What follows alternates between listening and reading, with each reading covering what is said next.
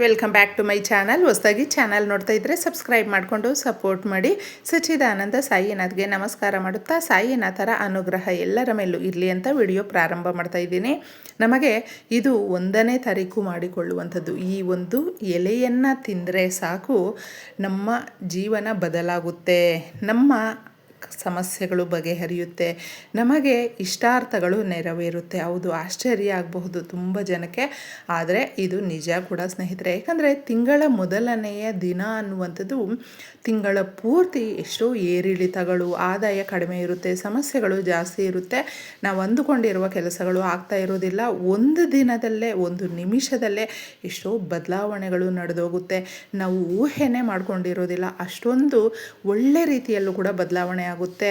ಇದನ್ನು ನಾವು ನೆನಪಲ್ಲಿಟ್ಕೊಂಡು 1ನೇ ತಾರೀಕು ಆಗಿರೋದ್ರಿಂದ ಈ ಶಕ್ತಿದಾಯಕವಾದ ಎಲೆಯನ್ನು ತಿನ್ನಿ. 1ನೇ ತಾರೀಕು ನೆನಪಿಟ್ಕೊಂಡು ತುಂಬ ಜನಕ್ಕೆ 1ನೇ ತಾರೀಕು ಅನ್ನುವಂಥದ್ದೇ ಸಂಬಳ ಬರೋದಿಲ್ಲ. ಆದರೆ ಏನಾದರೂ ನಿಮಗೆ ಆ ದಿನನೇ ಸ್ಯಾಲ್ರಿ ಬಂದರೆ ಅಥವಾ ಬರೋದಿಲ್ಲ ಅಂತ ಹೇಳಿದ್ರು ಪರವಾಗಿಲ್ಲ, 11 ರೂಪಾಯಿಯನ್ನು ನೀವು ನಿಮ್ಮ ಹಣನೇ ಆಗಿರಬೇಕು, ನಿಮ್ಮ ದುಡ್ಡೇ ಆಗಿರಬೇಕು, ಅದನ್ನು ತಗೊಂಡಿದ್ದೆ ನಿಮ್ಮ ಮನೆಯ ಕಲ್ಲುಪ್ಪಿರುತ್ತಲ್ವ ಆ ಜಾಡಿಯಲ್ಲಿ ಇಟ್ಕೊಳ್ಳಿ ಸ್ನೇಹಿತರೆ.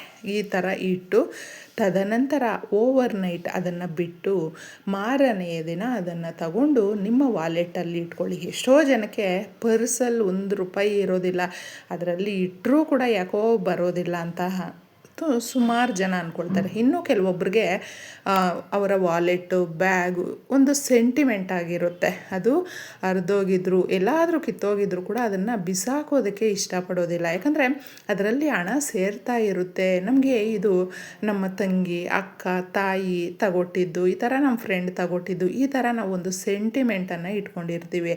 ಆದರೆ ಇದನ್ನು ಗಮನಿಸ್ಕೊಳ್ಳಿ, ಕೆಲವೊಂದು ಅದರಲ್ಲಿ ಅವಶ್ಯಕತೆಯೇ ಇರೋದಿಲ್ಲ. ಆ ಥರ ಸ್ಲಿಪ್ಪು ಅದನ್ನೆಲ್ಲವೂ ಇಟ್ಕೊಂಡಿದ್ರೆ ಅದನ್ನು ತೆಗೆದು ಬಿಸಾಕಿ ಮತ್ತು 11 ರೂಪಾಯಿಯನ್ನು ನಿಮ್ಮ ವಾಲೆಟಲ್ಲಿ ಇಟ್ಕೊಳ್ಳಿ. ಒಂದು 3 ದಿನ ಅದನ್ನು ಖರ್ಚು ಮಾಡೋದಕ್ಕೆ ಹೋಗಬೇಡಿ. ತದನಂತರ ನೀವು ಬಳಸ್ಕೊಳ್ಬಹುದು. ಈ ಥರ ಮಾಡೋದರಿಂದ 1 ರೂಪಾಯಿ ಇಲ್ಲ ಅನ್ನುವಂಥವ್ರಿಗೆ ಒಂದು 100 ರೂಪಾಯಿ ಬಂದರೆ ಒಳ್ಳೆಯದಲ್ವ, 100 ರೂಪಾಯಿ ಇಲ್ಲ ಅನ್ನುವಂಥವ್ರಿಗೆ ಒಂದು 500 ರೂಪಾಯಿ ಬಂದು ಸೇರಿದ್ರೆ ಒಳ್ಳೆಯದಲ್ವ. ಈ ಥರ ಬರುತ್ತೆ ಸ್ನೇಹಿತರೆ.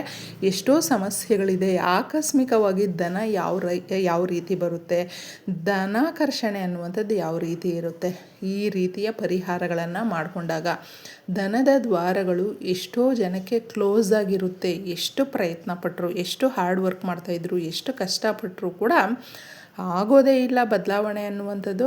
ಅಂತಹವರಿಗೆ ಈ ರೀತಿಯ ಈ ಒಂದು ಎಲೆಯನ್ನು ತಿಂದಾಗ ಧನದ ದ್ವಾರಗಳು ತೆರೆದುಕೊಳ್ಳುತ್ತೆ, ಅವಕಾಶಗಳು ತೆರೆದುಕೊಳ್ಳುತ್ತೆ, ಆಪರ್ಚುನಿಟಿ ಅನ್ನುವಂಥದ್ದು ಬರುತ್ತೆ.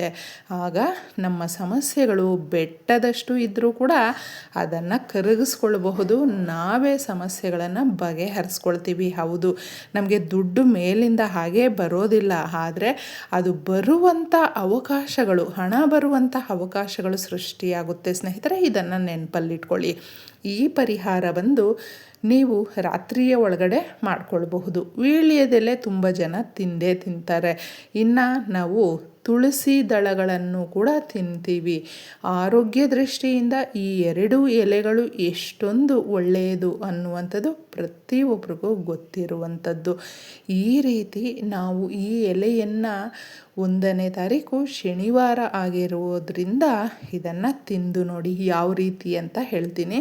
ಮೊದಲು ನಿಮ್ಮ ಮನೆಯಲ್ಲಿ ಈ ಎಲೆಗಳನ್ನು ತಿನ್ನುವಂಥ ಅಭ್ಯಾಸ ಇದೇನೆ, ತೊಂದರೆ ಇಲ್ಲ ಅನ್ನುವಂಥವರಾದರೆ ಒಬ್ಬೊಬ್ಬರಿಗೆ ಒಂದೊಂದು ಎಲೆಯನ್ನು ತಗೊಳ್ಳಿ. ವೀಳ್ಯದೆಲೆ ಹಾಗೂ ತುಳಸಿ ಎಲೆಗಳನ್ನು ತಗೊಂಡು ನೀಟಾಗಿ ದೇವ್ರ ಮನೆಯಲ್ಲಿ ಇಡಿ. ಫಸ್ಟು ಇಟ್ಬಿಟ್ಟು ನಿಮಗೆ ದೀಪಾರಾಧನೆ ಮಾಡುವಂಥದ್ದು ಶನಿವಾರ ಇದೆ ಅಂತ ಹೇಳಿದ್ರೆ ದೀಪಾರಾಧನೆ ಮಾಡಿ ಒಂದು ಪ್ಲೇಟಲ್ಲಿ ಈ ಎಲೆಗಳನ್ನು 2 ಇಟ್ಟು, ನಮ್ಮ ಮನೆಯಲ್ಲಿ ನಮಗೆ ಆರೋಗ್ಯ ಸಮಸ್ಯೆಗಳಿದೆ, ಹಣಕಾಸಿನ ಸಮಸ್ಯೆಗಳಿದೆ, ಅಂದುಕೊಂಡಿರುವ ಕೆಲಸಗಳು ಆಗ್ತಾ ಇಲ್ಲ, ಮನೆ ಕಟ್ಟೋದಿದೆ, ಅಥವಾ ನಾವು ವೆಹಿಕಲ್ ತಗೊಳ್ಬೇಕು, ಲೋನ್ ಕಟ್ಟಬೇಕು, ಬಾಡಿಗೆ ಕಟ್ಟಬೇಕು, ಮಕ್ಕಳಿಗೆ ಫೀಸ್ ಕಟ್ಟಬೇಕು, ಹಣ ಇಲ್ಲ, ಯಾವುದೋ ಒಂದು ಮೂಲದಲ್ಲಿ ನಮಗೆ ದುಡ್ಡು ಬರೋ ಥರ ಮಾಡು ಅಂತ ಕೇಳಿಕೊಂಡಿದ್ದೆ ಒಂದು 5 ನಿಮಿಷ ಈ ಎಲೆಗಳನ್ನು ದೇವ್ರ ಮನೆಯಲ್ಲೇ ಬಿಟ್ಟು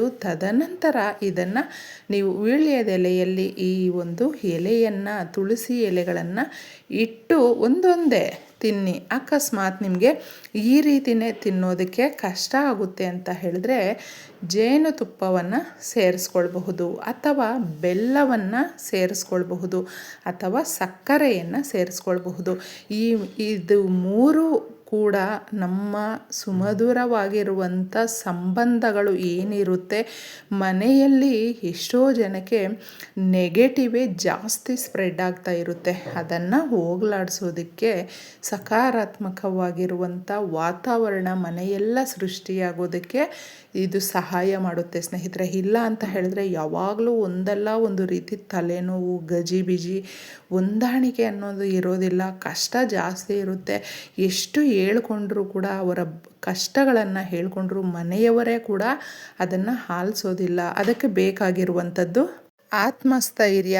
ಏನೇ ಬಂದರೂ ಕೂಡ ಕಷ್ಟ ನಾವು ಎದುರಿಸ್ತೀವಿ ಅನ್ನುವಂಥ ಛಲ, ಇದು ಎಲ್ಲವೂ ಕೂಡ ನಮಗೆ ಬಿಡುಗಡೆ ಆಗುತ್ತೆ. ಅದಕ್ಕೋಸ್ಕರ ಈ ಎಲೆಯನ್ನು ತಿನ್ನಬೇಕು. ಎಲೆ ತಿನ್ನೋದ್ರಿಂದ ನಮಗೆ ಎಷ್ಟೊಂದು ಪರಿವರ್ತನೆ, ಬದಲಾವಣೆ, ಚೇಂಜಸ್ ಅನ್ನುವಂಥದ್ದಾಗುತ್ತೆ ಅಂತ ಹೇಳಿದ್ರೆ ಇದನ್ನು ಯಾರಿಗೆ ಅದರ ಅನುಭವ ಆಗಿರುತ್ತೋ ಅವರು ಮಾತ್ರ ಇದನ್ನು ಬದಲಾಯಿಸ್ಕೊಳ್ತಾರೆ. ಅದಕ್ಕೆ ತಪ್ಪದೆ ರಾತ್ರಿಯ ಒಳಗಡೆ ನಿಮ್ಮ ಮನೆಯಲ್ಲಿ ಎಷ್ಟು ಸದಸ್ಯರಿರ್ತಾರೋ ಹಾಗೂ ನೀವು ಒಂದೊಂದು ಎಲೆಯನ್ನು ತಗೊಂಡಿದ್ದೆ ಈ ರೀತಿ ದೇವ್ರ ಮನೆಯಲ್ಲಿಟ್ಟು ನಾವು ಕೇಳಿಕೊಂಡು ದೀಪಾರಾಧನೆ ಮಾಡಿ ಪ್ರಾರ್ಥನೆ ಮಾಡಿಕೊಂಡು ತಿನ್ನೋದ್ರಿಂದ ಅತೀಂದ್ರಿಯ ಶಕ್ತಿಗಳು ಕೂಡಿರುತ್ತೆ. ಯಾಕಂದರೆ ಪ್ರದೋಷದ ಸಮಯ ಅನ್ನುವಂಥದ್ದು ತುಂಬ ಶಕ್ತಿ ಅನ್ನೋದು ಬಿಡುಗಡೆ ಆಗುತ್ತೆ.